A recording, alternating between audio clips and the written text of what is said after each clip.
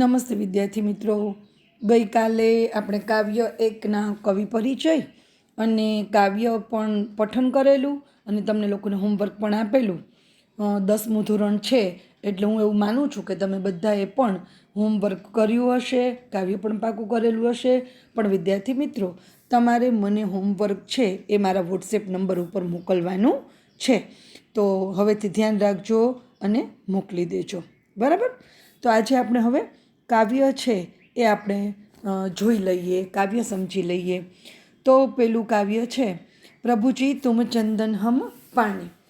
પ્રભુજી તુમ ચંદન હમ પાની, ઝાંકી અંગ અંગ બાસ સમાની. જુદા જુદા પ્રતીકોથી ભગવાનને નવાજે છે કવિ રૈદાસ. અહીંયા શું કહ્યું છે એમણે પેલી પંક્તિઓની અંદર કે પ્રભુજી તુમ ચંદન और मैं क्या हूँ, भक्त क्या है, तो भक्त पानी है. संत रैदास जी कहते हैं कि हे प्रभु, आपके प्रति मेरा समर्पण भाव चंदन के साथ पानी जैसा है. चंदन के साथ घिसने पर पानी में भी चंदन की सुगंध व्याप्त हो जाती है. हे प्रभु, आप चंदन है तो मैं पानी हूँ.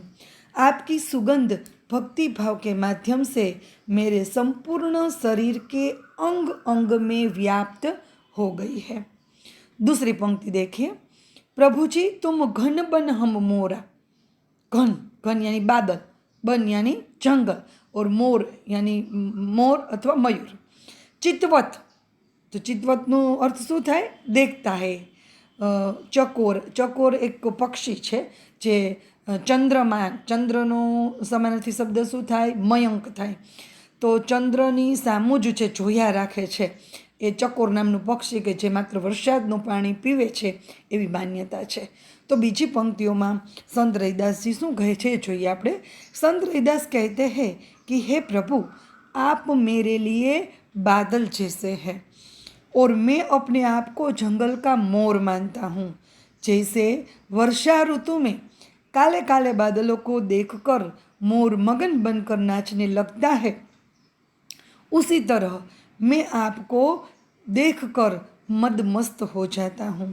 हे प्रभु, जैसे चातक पक्षी चंद्रमा को देखता रहता है, उसी प्रकार मैं भी सदा आपकी भक्ति में डूबा रहता हूँ. तीसरी पंक्ति જોઈ લઈએ. પ્રભુજી तुम दीपक हम बाती. દીપક યાની દિયા, બાતી એટલે વાટ, દિવેટ જેને ગુજરાતીમાં કહેવાય. ઝાંકી, ઝાંકી એટલે ઝીસકી. જ્યોતિ બળે એટલે બળે છે, જલે છે. દિવસ અને રાત, દિવસ અને રાત, દિન રાત શું છે? વિરોધી શબ્દ છે, બરાબર. तो प्रभु जी तुम दीपक हम बाती. संत रैदास जी कहते हैं कि हे प्रभु, मेरी भक्ति दीपक में जलने वाली बाती की तरह है. जिस प्रकार दीपक की बाती अपने आप को जलाकर दीपक के साथ बने रहने में सुख का अनुभव करती है, उसी प्रकार मैं भी अपना अस्तित्व खोकर केवल आपकी भक्ति का अभिलाषी हूँ. एना पछीनी पंक्तिओ जोई लईए. प्रभुजी तुम मोती हम धागा, जैसे सोन ही मिलत सुहागा. एकला मोतीनुं के एकला धागा एटले के दोरानुं महत्व नथी, पण माळा क्यारे बने? तो के दोरानी अंदर मोतीने परोवीए तो ए एकाकार थई छे, एक थई छे. एवी ज रीते एनी साथे शेनुं उदाहरण आप्युं छे कि जैसे सोन ही मिलत सुहागा. सोनामां सुहागा एटले एक खनिज तत्वनुं नाम छे કે જે સોનાને ઓગાળવાનું કામ કરે છે. તો એની વાત અહીંયા કરેલી છે. संत रैदास जी कहते हैं कि हे प्रभु, आप मेरे लिए सुंदर और चमकदार मोती की भांति है और मैं अपने आप को ये एक धागा मानता हूँ जिसमें मोती पिरोए जाते हैं. वे कहते हैं कि जिस प्रकार मोतियों की माला का धागा मोतियों से जुड़ा रहता है, उसी तरह वे भी अपनी भक्ति के द्वारा भगवान से घनिष्ठ रूप से जुड़े रहना चाहते हैं.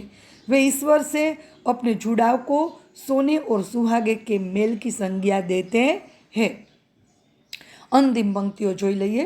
प्रभु जी तुम स्वामी हम दासा. स्वामी दासा, स्वामी एटले मालिक, दासा एटले नौकर, सेवक. तो स्वामी दासा विरोधी शब्द जोई लेजो। ऐसी भक्ति करे रैदासा। संत रैदास कहते हैं कि हे प्रभु, आप हमारे मालिक हैं और मैं आपका समर्पित सेवक हूँ।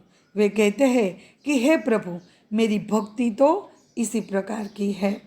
तो આવી રીતે આ પદની અંદર ભક્ત અને ભગવાન આ બંનેનો જે અતૂટ સંબંધ છે એની પુષ્ટિ અહીંયા કરેલી છે.